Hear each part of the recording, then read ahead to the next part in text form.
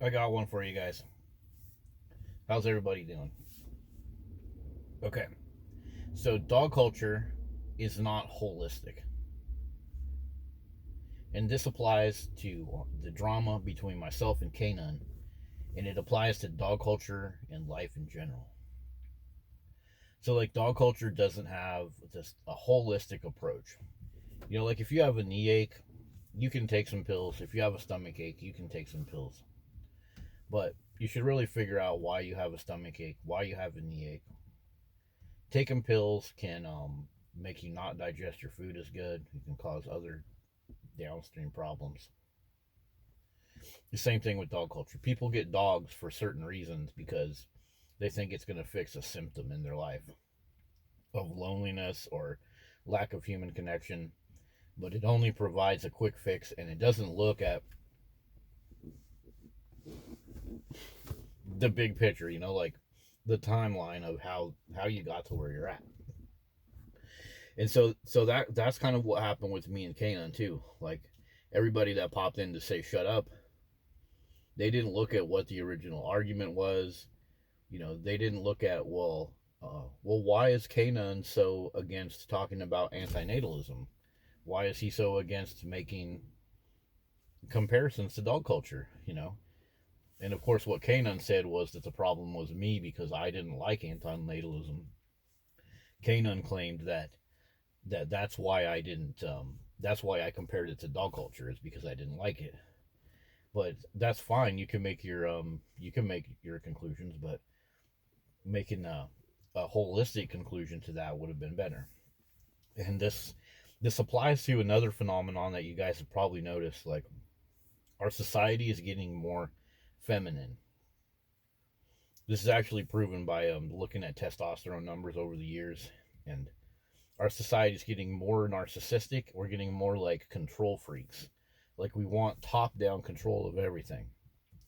That's the lack of holisticness. The top down control is like you see a situation, you don't want to just kind of like back off and watch it and look backwards in time how it came about.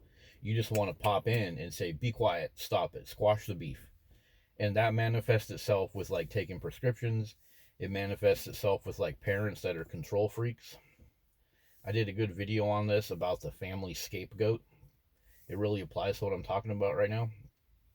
Um, so have you ever noticed, like, if two little kids are fighting or are like on a sports field, two different teams, a couple of the team members get into a little scuffle, and typically like the dad or the big brother or the coach will usually like sit back and watch, see how it goes, see who's stronger, who's faster, and then they'll watch, and they'll step in if they need to. But the female person, like the mom or the big sister, they're more like the worry person, the control freak person. They will step in and say, "Stop it, stop it, stop it, get over there." They don't care about the context of the fight or the argument, whatever you want to call it. They don't care about the context. They don't care about how the fight happened. They just want to come in and everybody shut up, everybody stop fighting because they're the ones that are worried about a little scratch or somebody gets a knee torn up or somebody's, t-shirt gets ripped during the fight. They're more worried about that kind of stuff. So that's not holistic. That's not like if the mom and the dad or the coach kind of sit back and they do stop the fight, but they don't just sit there and insert their little shut up, knock it off, get over here, do this, do that. They don't do that. They let it holistically kind of develop and then they watch. Because if you don't holistically let those type of little scuffles develop, you actually create a self-fulfilling prophecy, a Pygmalion effect. Because if you're looking at, for example, the thing between me and Kanan, and you've decided already that you don't want to hear it and that you like Kanan or you like Dog Culture Review, you like their point, or you just realize that one person has more subscribers and you don't want to be part of that less popular person, Once you decide that and you step in, and then along the timeline, insert your little shut up, you're stupid, you're immature, go away, how old are you, dude?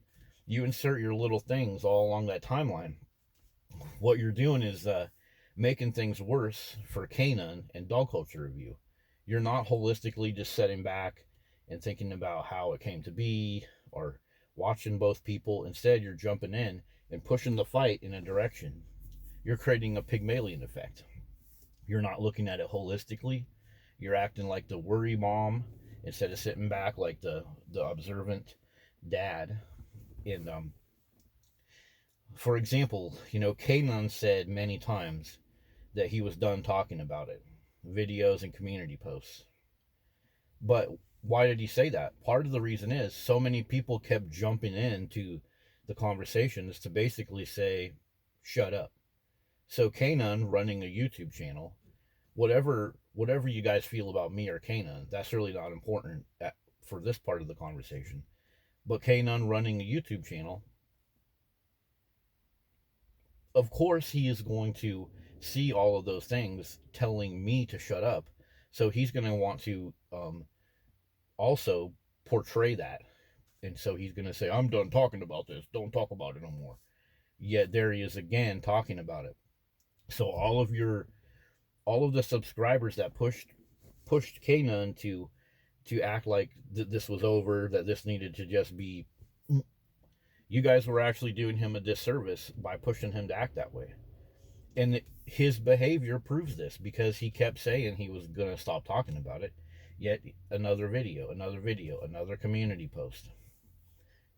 He's obviously looking at my channel because his community posts emulate the things that I said about the scapegoat video.